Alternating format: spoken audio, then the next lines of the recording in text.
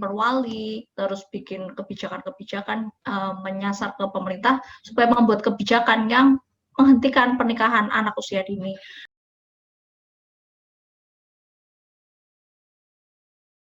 Oke, ngomongin soal cinta pertama itu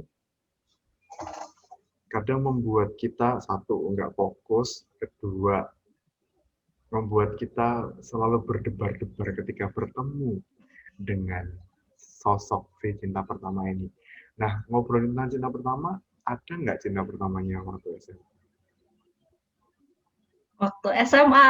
Iya, tadi kan SMP ya. Aku juga ceritanya SMA. Tadi SMA pernah. Aduh, mati aku. Siapa ya? Cinta pertama aku SMA kayaknya nggak ada deh. Kelasmu kan? Iya nggak? Teman sekelas. Siapa? Teman sekelasmu bukan? Enggak. Enggak. IPS pasti. Enggak ada. Enggak ada. IPS apa loh? Enggak ada. Enggak ada. Enggak ada, woy. SMA aku tidak sejatuh cinta. Tidak. Ya, tidak. Aduh, itu di balik jawaban yang bingung tuh aku melihat sesuatu yang bergejolak gitu. Mungkin ketika kamu tonti, pernah tonti kan? Pernah tonti, sebut saja namanya waktu itu.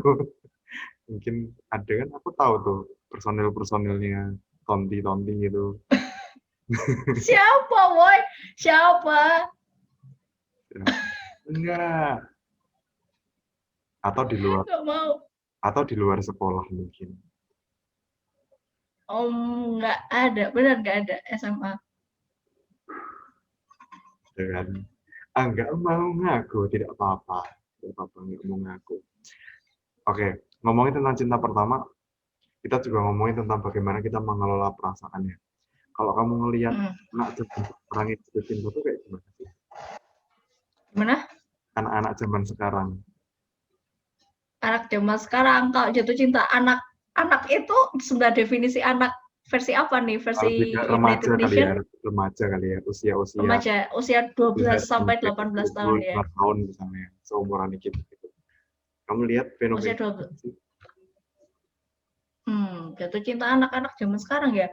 Kalau yang anak-anak SMA, SMP, SMA itu menurutku bucinnya over sih, udah kayak anak FTV gitu. Soalnya aku sendiri ketika sudah memasuki usia yang dimana teman-temanku udah pada ijab kabul dan duduk di pelaminan, dan aku masih sendiri, itu tuh kayak melebihi gitu loh.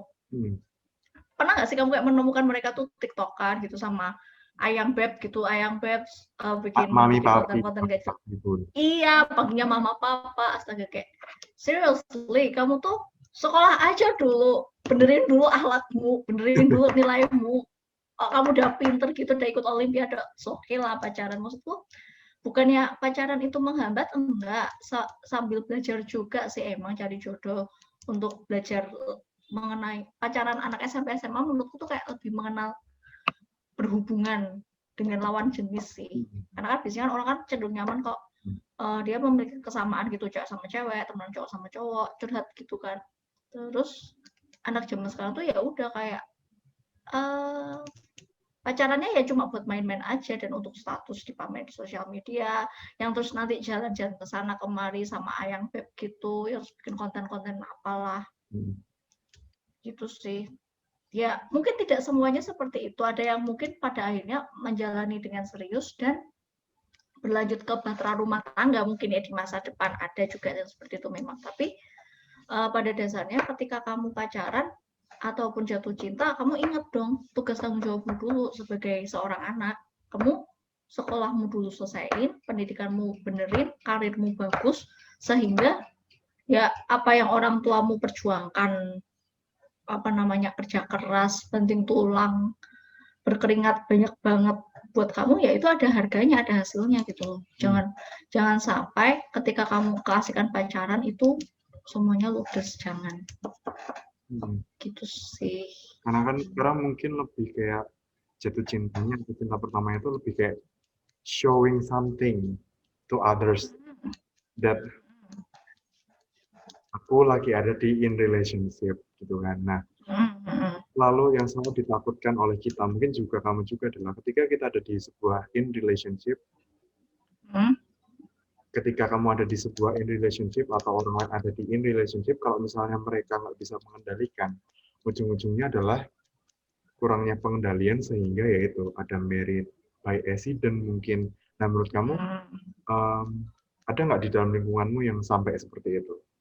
Sampai MBA ini? Kalau aku tidak melihatnya secara gamblang, secara nyata dan menemuinya langsung gitu. Tapi aku sering bersinggungan karena di tempatku kerja kan emang dia ini NGO yang care banget sama anak, NGO yang peduli pada kesejahteraan anak, kesehatan, pendidikan dan sebagainya. Dan kebetulan nih NGO-ku itu lagi fokus sama ending child marriage. Lagi campaign tentang itu. Kita bikin perwali, terus bikin kebijakan-kebijakan menyasar ke pemerintah supaya membuat kebijakan yang menghentikan pernikahan anak usia dini. Nah, tetapi kan hanya sebatas kebijakan kan nggak bisa tuh. Itu juga kembali lagi ke masyarakatnya, karena kita kan lagi-lagi bersinggungan sama adat nih. Adat kita di Indonesia bahkan ya sebagai orang timur itu ketika kita kayak melakukan pelanggaran berzinah, mungkin tidak sampai hamil ya, tapi tetap aja disuruh nikah kan si dua pelaku ini. Nah, bahayanya adalah apa untuk anak pada akhirnya? Kalau misalnya nih, si cowoknya ini bertanggung jawab atas dia mensejahterakan si hidup si anak ini, si korban dari pernikahan ini, ya it's okay, tapi kan itu menyerang psikis pada akhirnya, tetap aja menyerang psikis. Tapi dan juga dia pasti menghambat pendidikannya dia dong. Jarang banget aku nemu tuh kasus kayak misalnya anak nikah itu terus habis itu studinya lanjut. Mau enggak dong, pasti entah si cowoknya pasti bakal kerja, si cewek bakal ngurusin anak, dan lagi-lagi itu akan berdampak sama angka kemiskinan gitu loh. Kan karena ketika pendidikanmu nggak tinggi-tinggi banget lah, misalnya level SMP SMA, kamu mau dapat kerja apa sih gitu. Dan kalau misalnya itu nggak mencukupi kehidupan rumah tanggamu dan anak-anakmu, efeknya apa? KDRT kayak gitu loh.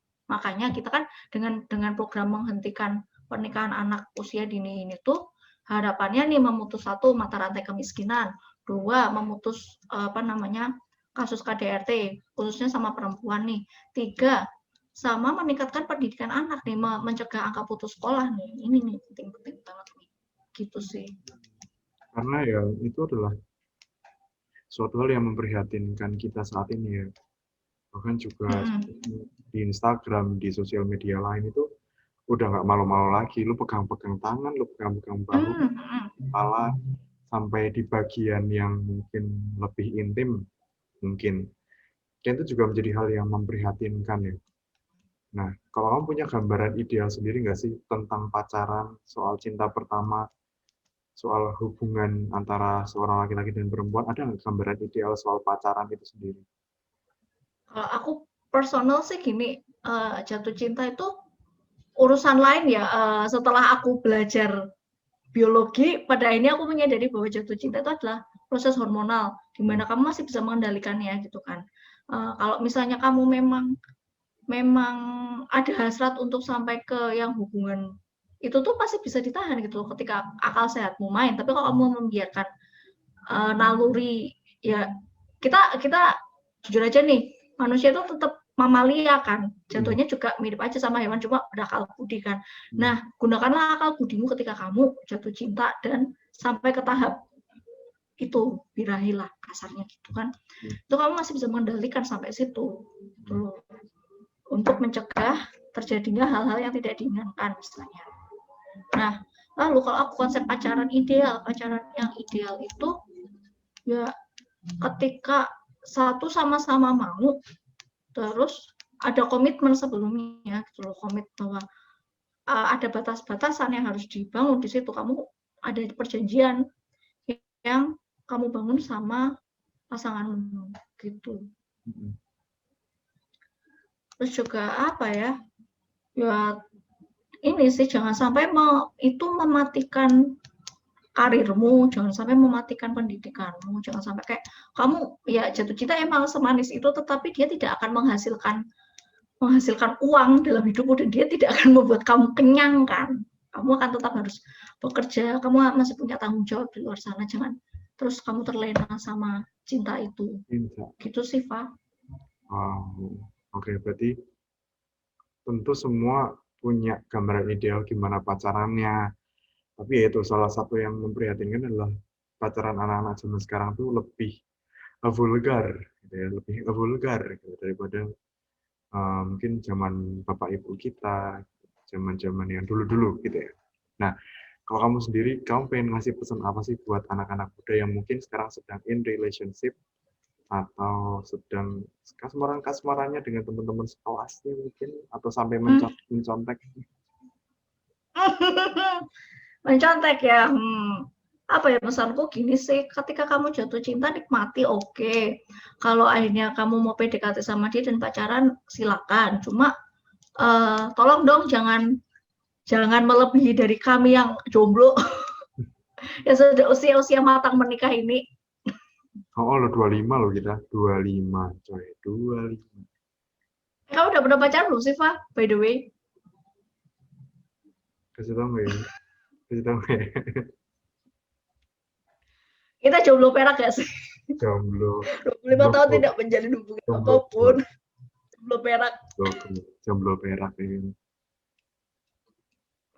Ya gitu sih pesannya. Ya kalaupun kamu mau pacaran silakan, tapi ingat tanggung jawab utamamu sebagai seorang anak itu apa, sebagai seorang pelajar itu apa, dan kalaupun kamu udah di usia kerja nih sama kayak aku udah 25-an, dan kamu ngebet nikah, tetap jangan ketika kamu jatuh cinta terus si dia juga jatuh cinta padamu lalu dia datang ke rumahmu kalian langsung nikah. Pikirkan itu baik-baik karena siapa tahu kamu berubah pikiran dalam hitungan 5, 4, 3, 2, 1 gitu. Karena aku masih memandang gini sih, jatuh cinta tuh hormonal aja gitu. Ya, mungkin terkesan kejam banget sih kamu kok menyatakan jatuh cinta hormonal, tapi memang iya nggak sih? Itu tuh kayak kamu menemukan seseorang terus hipotalamusmu tuh bereaksi mensekresi banyak hormon yang membuat kamu merasakan senang, kayak dopaminnya keluar, terus estrogen dan sebagainya gitu kan. Ya gitu, makanya aku pernah baca kayaknya emang jatuh cinta itu dipengaruhi dengan hormon-hormon apa gitu. Nah kalau misalnya kamu mau mencegahnya itu tuh bisa kan, bukan mencegah sih maksudku, menahan biar jangan sampai berlebihan itu ya gitu sih. Ya enggak, pengendalian diri. Berarti pengendalian diri, berarti kita harus belajar mengendalikan diri ketika kita emang lagi jatuh cinta, terus harus mengendalikan diri sedini mungkin karena yaitu mungkin jatuh cinta itu adalah suatu hal yang hormonal yang cuma sesaat doang, 5 menit doang, habis itu bubar gitu ya. Oke teman-teman. Enggak gitu cuy, enggak gitu juga cara kerjanya, enggak apa ya. Maksudku jatuh cinta itu masih bisa kamu alihkan gitu loh. Menurutku kamu alihkan, jadikan kamu semangat, motivasi mungkin. Kalaupun kamu nggak dapetin dia ya udah, seenggaknya kan kamu jadi manusia yang berprestasi gitu loh. Kamu jadi kayak pribadi yang misalnya di tempat kerja. Curhat kan. Nggak curhat Pak, tapi iya juga sih. You know me so well, Fa. Iya. Tahu aku mah tahu ya. Tahu lah, malam-malam di chat, Fa, kayaknya aku cemburu. Cemburu sama siapa? Emang ada cowok yang kamu suka? Enggak. Apa sebutin marganya ini? Kalau ditonton dia bahaya.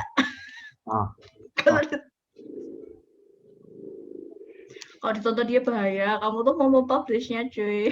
Ya, nanti kita cut deh. Yang penting kamu tidak menyebutkan namanya. Oke. Kamu menyebutkan dia tadi. Kamu menyebutkan dia tadi. Nanti aku ada di cut gitu. Gak mungkin lah aku kasih full ya kan. Oke. Ada. Obrolan kita seru sekali bukan? Tapi kayaknya kita bakal mengakhiri obrolan ini. Mungkin juga kita bakalan punya program sendiri dengan Devina, dan thank you banget buat Devina yang udah mampir ke podcast malam ini berbagi. Ini obrolan yang no script ya, jadi kalau misalnya teman-teman menemukan obrolan yang random di awal sampai dengan akhir ya nggak apa-apa gitu ya. Dan terima kasih udah nonton itu, dikasih emot kan itu. Nah, buat teman-teman yang belum nonton semua videonya, kita udah ada berapa episode sih? 8 episode ya. Ditonton semua. Hmm. Ditonton semua, semoga berguna. Semoga memberikan pencerahan dan pertobatan untuk teman-teman. Dan jangan lupa untuk like, comment, dan subscribe. Dan juga tunggu project-project kita selanjutnya. Thank you.